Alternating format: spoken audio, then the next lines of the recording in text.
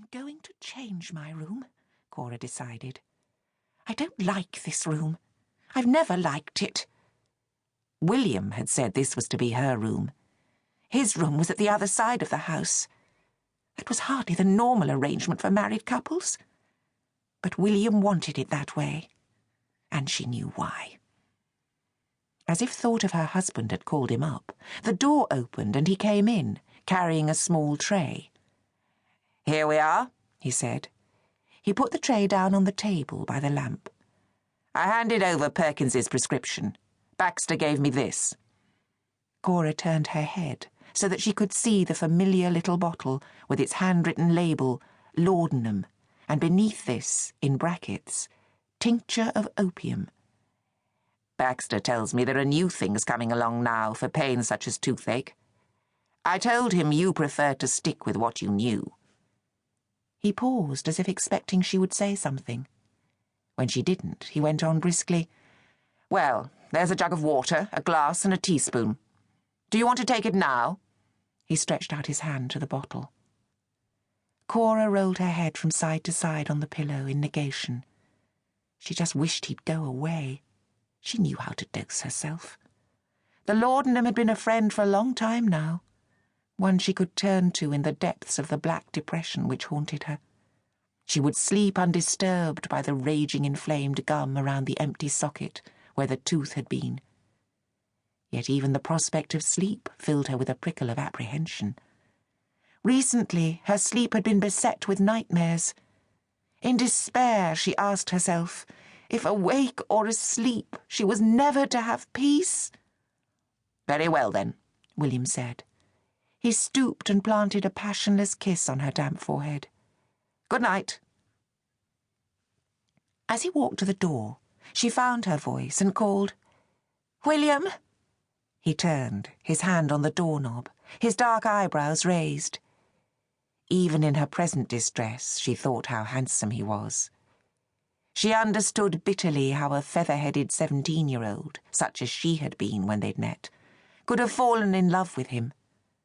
Fallen so completely for a man who was completely rotten through and through. She said, as clearly as she could through the swelling and pain, "I intend to dismiss Daisy in the morning." "Doesn't she care for the boy properly?" His voice was cold. "I don't like her attitude." "In what way?" Even though he stood in the shadows, she could see the contempt on his face, hear it in his voice. He must think I'm stupid, she thought. But she was in too much pain to argue. Instead, she said, "You have made me an object of pity and ridicule in the eyes of everyone who knows us."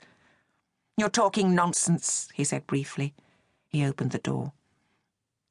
"It's too much," Cora said, her tongue moving with difficulty in her mouth.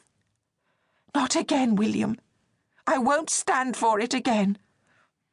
He didn't answer, and as he moved through the open door, she called, "There must be an end to it, William." She had dared to use the word he couldn't abide. He swung back. "Must?" Driven by her pain and despair, she retorted, "I shall seek a separation." She saw the corner of his mouth twitch, as if he was going to smile. But all he said was, "Perhaps in the morning you'll make more sense."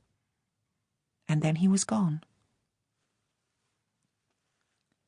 "Good night, then, Mr. Watchett," said Martha Button. She closed the kitchen door on the gardener and locked it. For good measure, she then shot the bolts top and bottom, and having done this, checked the window. Having satisfied herself that none but the most determined intruder could get into the kitchen, she cast a look of satisfaction around the room. The kitchen range needed a good going over with blacklead, but Lucy could do that in the morning. Keep the girl occupied. Mrs. Button's eagle eye fell on the 2 glasses on the table and the sherry bottle. She put the bottle away in the cupboard and rinsed the sherry glasses, dried them and put them away too. After a moment's hesitation, she gathered up the small plate on the table and rinsed that. All these things could also have been left for Lucy to do, but there was something...